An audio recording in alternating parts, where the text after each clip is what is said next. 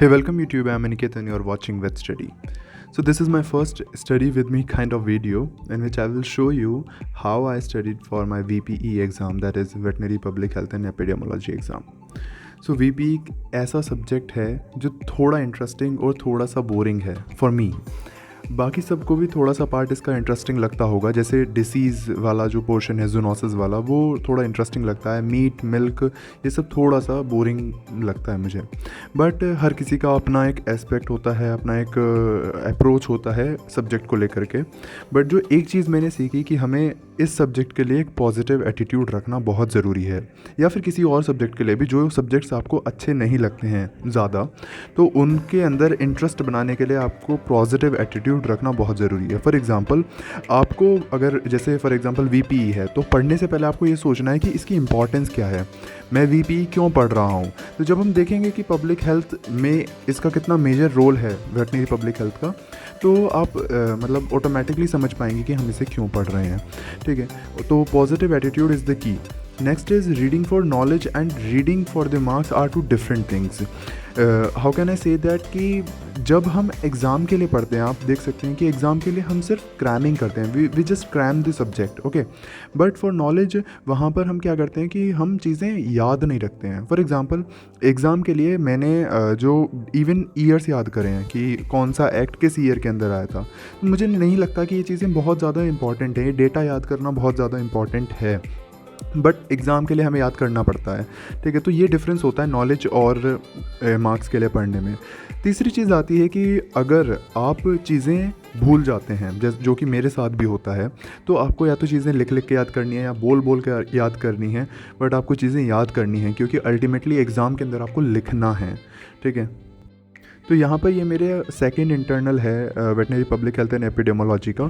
तो यहाँ पर जो सिलेबस है वो है एनवायरनमेंट यूनिट, इसके अलावा zoonotic disease, rickettsial and chlamydial and helminthic disease. तो हेलमिंथिक और रिकेशियल डिसीज़ काफ़ी इजी हैं। इसके अलावा जो हमारा एनवायरनमेंट यूनिट है वो भी काफ़ी हद तक ईजी है। तो मेरा एग्ज़ाम हो गया है और मैं रूम पर अभी आया हुआ हूँ। तो मेरा एग्ज़ाम बहुत अच्छा गया। जैसे कि मैं कल रात को मतलब डर लग रहा था मुझे कि यार मुझे चीज़ें उस समय पर याद आएंगी नहीं आएंगी। अभी तो मैंने पढ़ ली हैं बट उस समय पर याद आएंगी नहीं आएंगी, मतलब रात को मैं थोड़ा सा अंडर कॉन्फिडेंट हो रहा था। बट सुबह जब मैंने मतलब चीज़ें एक बार रिवाइज़ करी तो फिर हाँ वो कॉन्फिडेंस मुझे आ गया कि मैं अब पेपर के अंदर लिख सकता हूँ चीज़ें, अब मुझे चीज़ें याद हैं। वही हुआ, सब्जेक्टिव मेरा बहुत अच्छा हुआ। मतलब एक भी ऐसा क्वेश्चन नहीं था जो मुझे नहीं आता हो या मैंने नहीं पढ़ा हो। ठीक है, और ऑब्जेक्टिव भी मेरा लास्ट टाइम से अच्छा हुआ। लास्ट टाइम मेरे सब्जेक्टिव में 23.5 मार्क्स थे आउट ऑफ 24। ठीक है, और ऑब्जेक्टिव के अंदर मेरे 9 थे आउट ऑफ 16, तो मेरा टोटल 32.5 बैठा था टोटल स्कोर इन VP।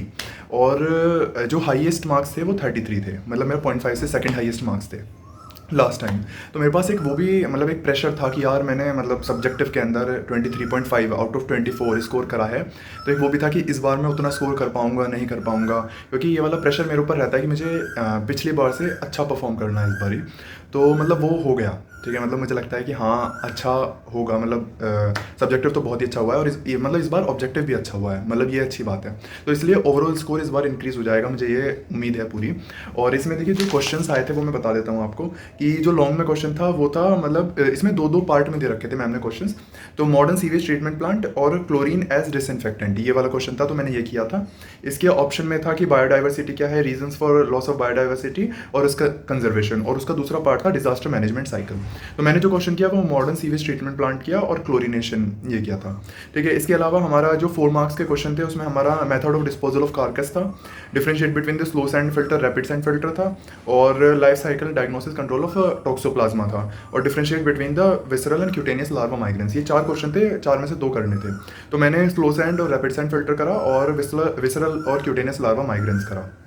तो ये इसमें भी मतलब हो गया था काफ़ी सही। और फिर 1 मार्क्स में मैंने जो क्वेश्चन करे वो measly beef, dry weather flow, biodiversity hotspot, hydatidosis, smog, swimmer itch और क्लोरीन डिमांड और वाटर बॉर्न डिसीज, ये मतलब मैंने पूरा करा। पेपर टफ तो बिल्कुल भी नहीं था बट थोड़ा सा लेंदी था, मतलब कि चीज़ें जो जैसे सीवेज, ये वाला क्वेश्चन था मॉडर्न सीवेज ट्रीटमेंट प्लांट। अब यही क्वेश्चन मैंने मतलब 4 पेजेस में लिखा है। अब यही क्वेश्चन मतलब मुझे लगता है कि हाँ 8 मार्क्स में मतलब आराम से इसे दिया जा सकता है। तो ये चीज़ थी कि थोड़ा सा मुझे लेंदी लगा, बट उसके बावजूद भी मैंने मतलब पेपर कर दिया, क्योंकि मैं कॉन्टीन्यूसली लिख रहा था। तो उसके बाद भी मतलब हो गया, और मैंने मतलब बहुत अच्छे से कर दिया था। तो बहुत सेटिस्फाइड हूँ मैं, मतलब प्रिपरेशन जैसी मेरी थी और पेपर भी उस हिसाब से गया। तो thanks for watching. If you like then please press the thumbs up and subscribe to wet study.